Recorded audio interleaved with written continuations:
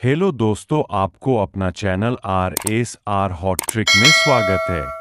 दोस्तों, आज की इस वीडियो में मैं आपको ताप्ती प्रवाह मार्ग के बारे में बताऊंगा। यानी ताप्ती नदी का रास्ता क्या है, कौन कौन से राज्यों से गुजरती है, कौन कौन सी सहायक नदियां हैं और साथ ही इसका उद्गम और अंतिम स्थल क्या है।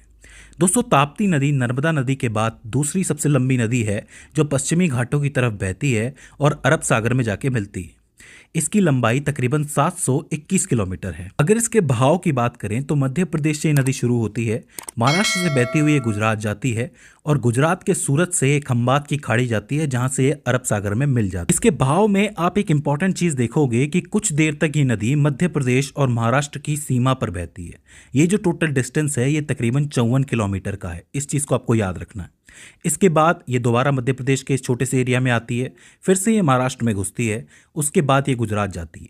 तो ये सारा रास्ता आपको अच्छी तरीके से याद करना है। ज्यादा मुश्किल नहीं है, थोड़ा सा टेढ़ा मेढ़ा लगता है लेकिन फिर भी काफी सीधा है, मतलब काफी सीधे तरीके से आप इसको याद कर सकते हो। बात करें इसके उद्गम स्थल की तो देखिए, मध्य प्रदेश के अंदर एक जिला है जिसका नाम है बैतूल जिला। बैतूल जिले में एक जगह है मुल्ताई नाम की, वहां पे एक रिजर्वायर बना हुआ है, वहीं से ये नदी निकलती है। मुल्ताई का जो मूल नाम है वह मूल तापी है और वहीं से इस नदी का भी नाम निकलता है तापी नदी। तापी से ही बनता है ताप्ती, तो इसको तापी या फिर ताप्ती नदी कहा जा सकता है। ताप्ती नदी का कुल बेसिन क्षेत्र जो है वो 65,145 वर्ग किलोमीटर का है, जिसमें से ज्यादातर हिस्सा तकरीबन 80% हिस्सा सिर्फ महाराष्ट्र के अंदर है, क्योंकि महाराष्ट्र से ये तकरीबन 228 किलोमीटर का सफर तय करके निकलती है। इसके अलावा गुजरात में ये 214 किलोमीटर का सफर तय करती है और उसके बाद ये अरब सागर में जाके मिलती है खंबात की खाड़ी के थ्रू। ठीक है, अब बात करते हैं इसकी सहायक नदियों की। तो देखो, वैसे तो मूल रूप से इसकी 14 सहायक नदियां हैं, ज़्यादा भी हो सकती हैं लेकिन इंपॉर्टेंट तो 14 ही हैं। और उन इंपॉर्टेंट नदियों में से भी ज़्यादातर नदियां जो हैं उनको याद रखना बहुत आसान है। अब आप पूछोगे वो कैसे? वो ऐसे क्योंकि ज़्यादातर सहायक नदियां एक ही जगह पर मिलती हैं और वो है महाराष्ट्र का जलगांव जिला। यहाँ पे महाराष्ट्र के अंदर एक जलगांव जिला है, यहीं पे ज़्यादातर नदियाँ मिलेंगी। अब देखो, चूंकि नदी इस तरफ सफर तय कर रही है तो ऊपर वाला हिस्सा जो है वो राइट हो जाएगा और नीचे वाला हिस्सा जो है वो लेफ्ट हो जाएगा।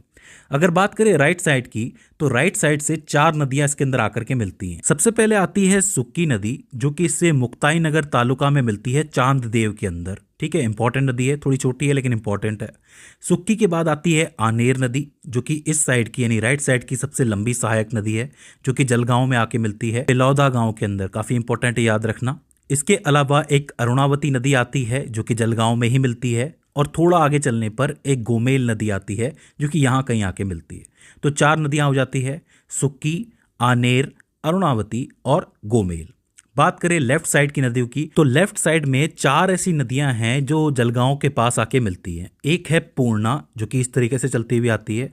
एक है गिरना, जो कि थोड़ी ऐसे चलती आती है। आप देखोगे दोनों की दिशा अलग अलग लगती है, ये इधर से आ रही है, एक इधर से आ रही है।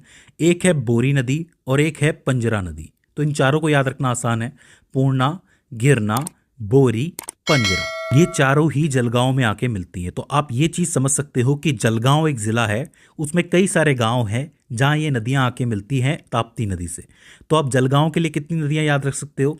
यहाँ से लेफ्ट से तो आप पूर्णा याद रख सकते हो, गिरना, बोरी और पंजरा। ऊपर से आप याद रखोगे आनेर, सुक्की, अरुणावती। तो 7 नदियां तो जलगांव में ही आ रही हैं। इधर से एक गोमेल बचती है और यहीं से कहीं से एक अमरावती बचती है। अब इसी में 2-3 नदियां और है जो छोटी सी हैं, जैसे कि सिपना और मोना। सिपना और मोना वो नदियां हैं जो साइड से आती हैं, लेकिन ये आपके जलगांव में नहीं मिलती है, ये मध्य प्रदेश के एरिया में ही कहीं मिल जाती हैं। तो इन्हें भी आपको याद रखना है। आखिर में जब ये गुजरात जाती है तो गुजरात के सूरत से ये अरब सागर में जाके मिलती है। तो पूछा जा सकता है कि ताप्ती नदी के किनारे कौन सा शहर बसा हुआ है, कौन सा शहर इसके तट पे बसा है? तो आप कह सकते हो सूरत। बाकी जलगांव भी काफ़ी इंपॉर्टेंट है, इसको भी आप याद रखना। तो इस तरीके से ताप्ती नदी आगे बढ़ती है। अब देखिए, सभी नदियों में से ताप्ती नदी मुझे बहुत ईजी लगती है क्योंकि इसको याद रखना बहुत आसान है। ज़्यादातर नदियाँ जलगांव में मिल रही हैं। अगर आप जलगांव वाली नदियाँ भी बता देते हो ना, तो भी आपका काम हो जाएगा। ठीक है, तो दोस्तों मुझे उम्मीद है कि इस छोटी सी वीडियो से आपको हेल्प मिली होगी। अगर इसके बाद भी इसके अंदर आपको कोई कन्फ्यूजन आती है, कोई क्वेरी आती है, तो आप हमें कमेंट सेक्शन के अंदर बता सकते हो। तो दोस्तों, आज की इस वीडियो के अंदर बस इतना ही। See you in the next one.